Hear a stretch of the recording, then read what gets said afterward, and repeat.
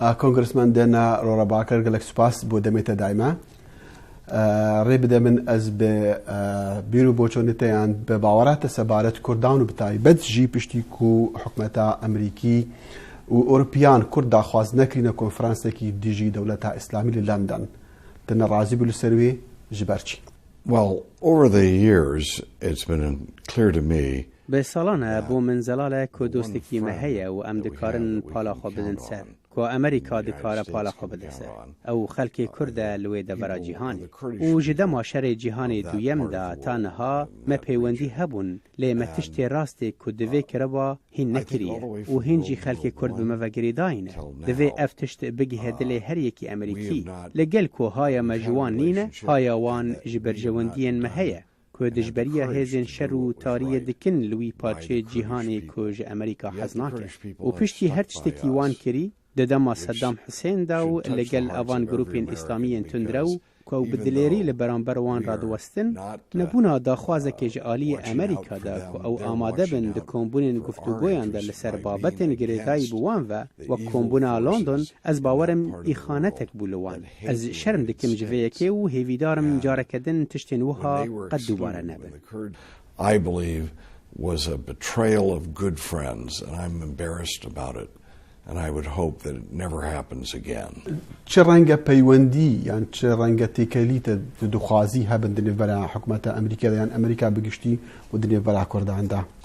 Well, already we have a great relationship for the United States. The Peshmerga basically is fighting and dying. مبره پیوندین باش بوان راه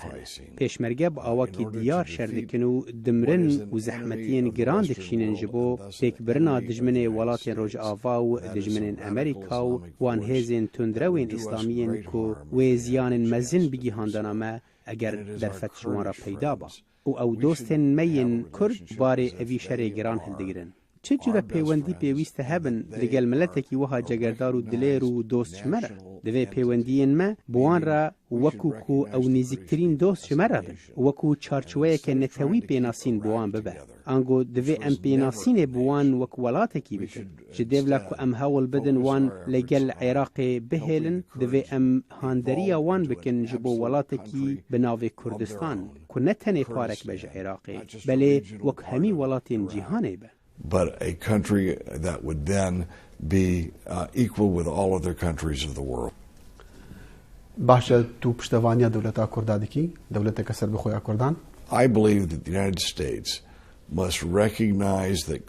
the people of Kurdistan are a national entity. از باورم دوی امریکا پیناسین بویه که بکه که خلک کردستان ببن دولت ببن حکومت و ببن ولات وک هر ولاتی دن لجهان وک امریکا فرانسا و مصر خلک کرد به دوستانی خویا بر بچاو لگل امریکا ما فی وان هیا و هیجانه ببن خودین ولاتی خواه that they deserve recognition as their own nation. كونغرسمان دما كرد يعني بحث قال كرداج كاربدستيم كرد ديسان دي بيجن دما تبي امريكا تبي كونغرسي امريكي تدبيني خلكي وي خلكي الكونغرسي اندام الكونغرسي بشتافانيا كردان ودوزا كردان دكن دشي بنتاغون اف افسري العراقي خدمت كري ديسان دبيني بشتافانيا كردان دكن تيا وايت هاوس يان سي ديبارتمنت شروك جدايا نوصايا جبرتشي. Well, the State Department and unfortunately our president seems to have the same attitude. Believe that وزارت دروا و مخابن سروکی ما دیاروان همان ریباز هیا او باورن که او دکارن به دوستانی و پیوندی ما بولاتین دن را بلیزن بهتری دامزراندنا پیوندین خورد به خلق نرا که براستی دوستین منه تو به دوستین خنالیزی و که به دجمنین خدلیزی از باورم کردان دوستانی خود جار کردن دو پاد کردن پیوست ناکه ام بوان بلیزن جبو پیلانک دست نشان کری دوی پیوندی ما بوان را وک هر ولاتکی دم به و جبیر بکه چیروکا عراق که گردی گلک پرسگیرک دی بیتن چار سر کرن دما تو پیوندین خورد ناورا دوستین خود آباد او دوستین که بشتارن دی پاراستنا نرخین مده is if we establish a good relationship between people who share our values and want to be our friends. از قلت انت تتجهم تو قالك بشتفان دولة كردي ليه تو دولة كردي دخازي جبو عراقي كردن عراقيان تبع كردان.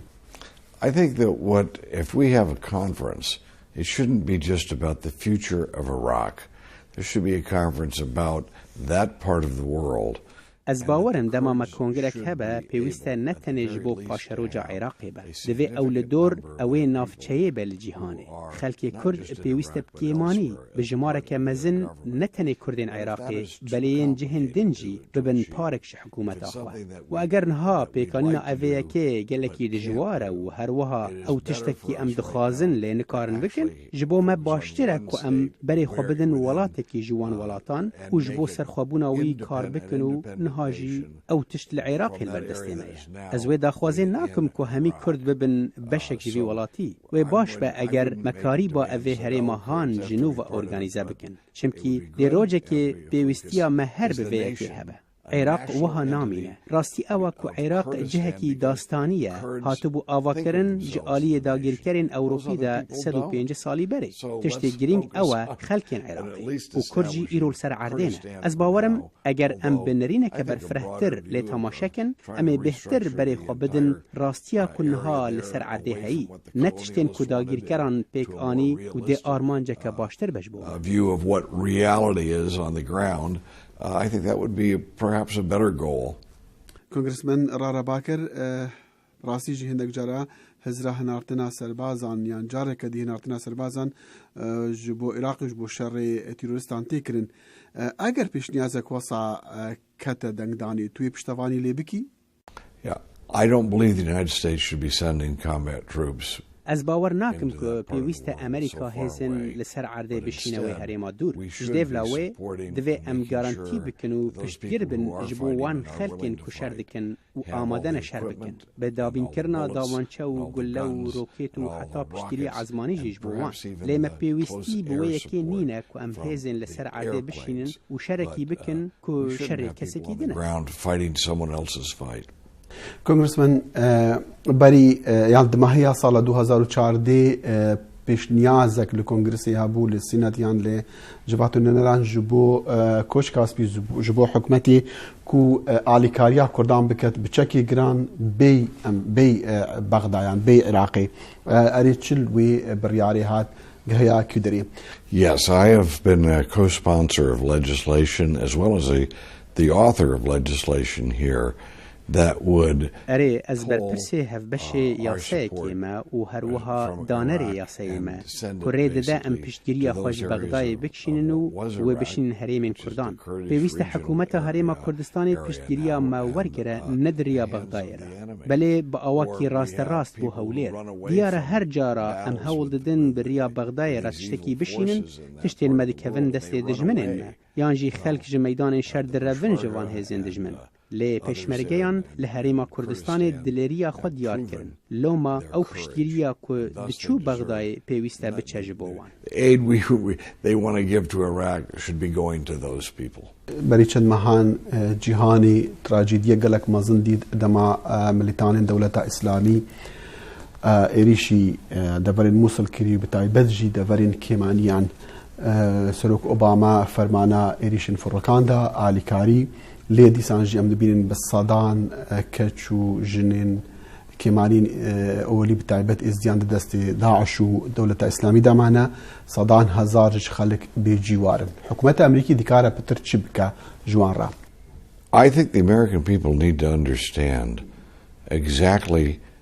how much sacrifice is going on by the Kurdish people. از باورم پیوست امریکا تی بگه که براستی خلک کرد چه قاسی راستی زور و زحمتیان ببه دا کتشت درست بکه دنیوا اوه گرینکه ده من با آوکی کسایتی گلک هولدان لی از تنه یکم ما پیوستی به گلکان هیا که با اخوانو بیجن ام چه قاسی سر بلندن که خلک کرد و که مناقی لبهتری 200,000 پنابرین مسیحی مقاتنه و او نها تینا پاراسلن جوان کجران بن مخابن تنروان گلک خلق گرتن و رواندن فیویا متنه اوه که کردن شردکن بمینن هیزن خیره لوی هریمی دوی ام لوی اکی مکربین و بگومان چاوا ولاتی که بچوک که 5-6 میلیونن دکارن لأوقاس پنابر مقاتبن و اوی بار گران هلگرن خلق امریکا پیویست گاونا بر به پیش و باویجه و آلیکاری کردان بکن بکیمانی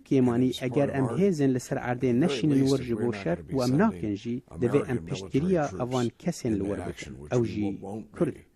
At the very least, we should be helping those brave people who are fighting the good fight, and that's the Kurdish people.